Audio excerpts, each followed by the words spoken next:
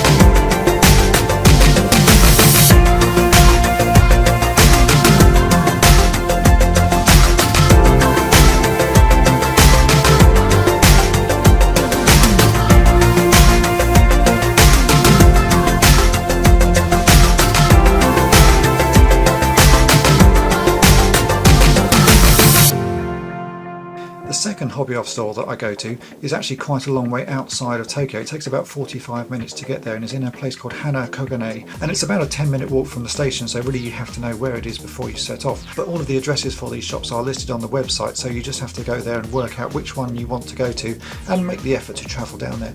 Now the second shop is a lot better for finding vintage toys, really, because it's so far out of town, and every time I go there I've been able to find some good items. So really it's just a case of having a good old rummage around, and each time you go you'll find something different.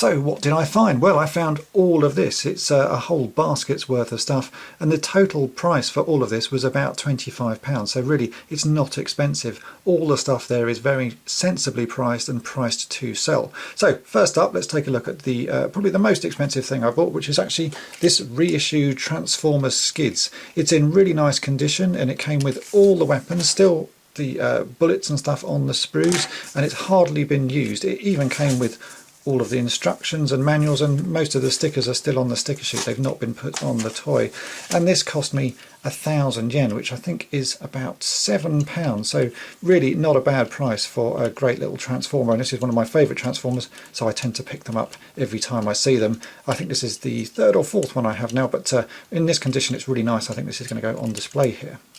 Next up were a load of little items that were really cheap. Mrs. Toyploy had seen Ultraman a few days before at a sort of stage show thing that we went to, and had fallen in love with Ultraman, so I picked her up an Ultraman, and this cost 63 yen. I think that's about 30 pence, so really nothing at all, but is a perfectly good played with version of Ultraman, so I bought that for her, and she can have that in her room here.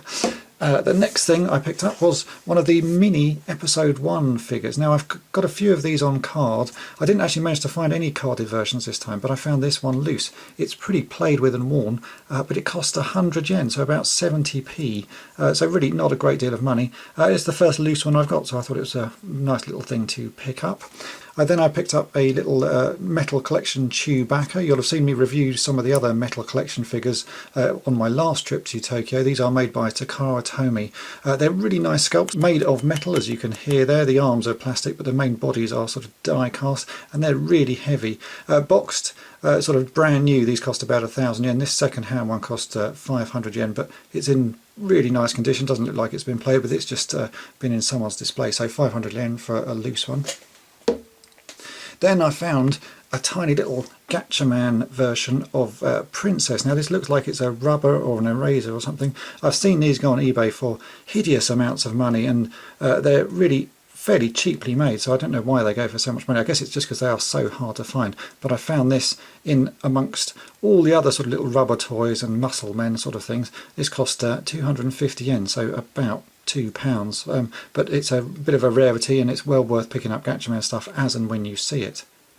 I also picked up another version of the Claw game UFO sort of catcher Jason figure, as you can see here. Last year I picked up exactly the same figure. I think it was version 1. This is version 2, as it says on the card there. Version 2 just has another sort of weird figure in the box.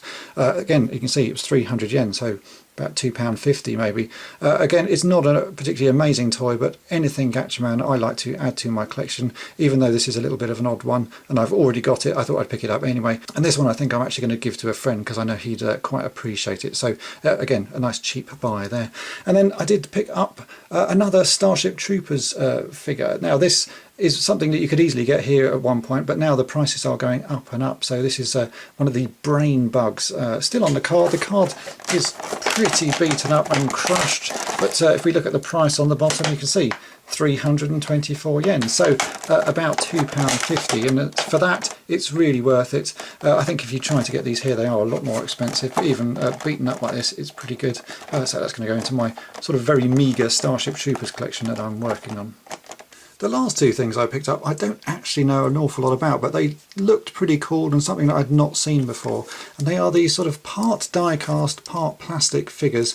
On the back of them they say 1986 Bandai Japan. This one has a little bit of Japanese on it, but I can't read. And they have names. This one's called Judo and this one's called Kenpo. They're fairly floppy. They don't actually stand up. They've obviously been played with a lot. You can see all the chrome is worn away, but I've never seen them before, so it was something that intrigued me and I thought I'd grab them. I've done a little bit of research and they appear to be from a line called Robo Machines, which I don't really know a lot about, so something I'm going to have to research a bit more. And if you do know anything about them, then drop me a line and let me know what they're all about. But they reminded me a lot of some Micronauts and Microman figures because they're sort of made of die cast and plastic, but these are incredibly poseable. You can see how sort of articulated they are. You can bend all the sort of limbs in lots of directions, the hands open and close, and elbows and bits all bent, so they're highly articulated things. This one does the same. You can see you can bend the knee and it bends right back, and his feet all bend, so lots of articulation in them, and just a little bit of an oddity that I really think I'm going to have to do a lot more research to see what these are all about. Overall, you can see it's a fairly weird mishmash of figures that I picked up, but that's what I like about Hobby Off. You really never know what you're going to get there, and always the prices are pretty reasonable. Some things do go a little bit higher price, but most stuff is really cheap and cheerful. The most expensive thing here, as I said, was skids at about 1,000 yen, so about a £7 mark.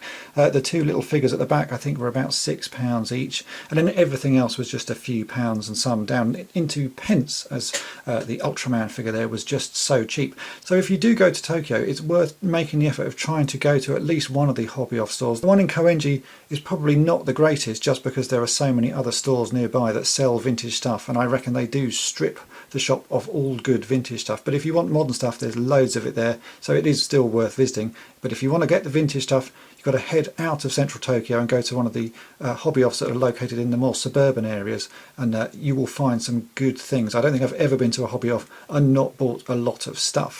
So I hope that's been of interest to you, and thanks for watching. Thanks for watching Toy Polloi. Subscribe for more great videos. You can also follow Toy Polloi on Twitter and Facebook.